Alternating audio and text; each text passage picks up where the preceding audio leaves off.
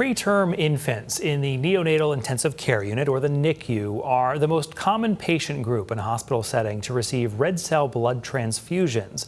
That's according to the American Academy of Pediatrics. That extra blood can help with a number of things, especially in a baby severely underweight.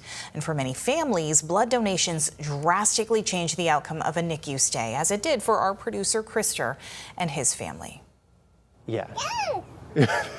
At 2.5 years old, Gunnar Rollins, known to his parents as Gio, is a happy, healthy, playful toddler. Whoa! But his start in this life wasn't so simple. And all the things that I had planned for in this pregnancy, it certainly was not having him come 10.5 weeks early. So it was very quick. I gave birth to him and they immediately removed him from the room. You know, I had been living with him inside of me and suddenly he was gone.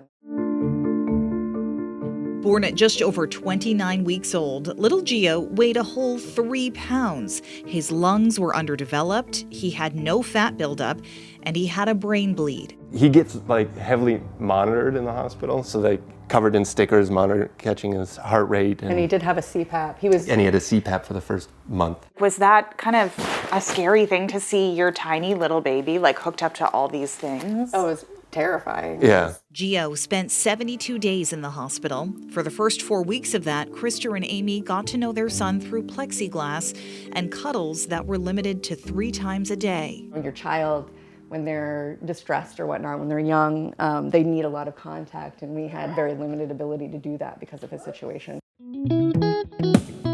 And then, 28 days into his NICU care, Gio was given a blood transfusion. And it made a huge difference in his stay there. You could see it immediately.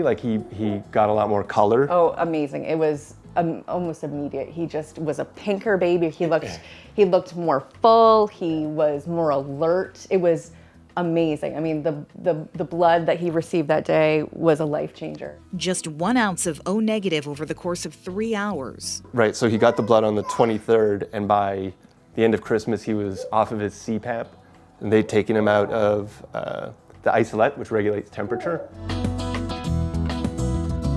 Krister and Amy believe that was the push that brought Gio home to them sooner.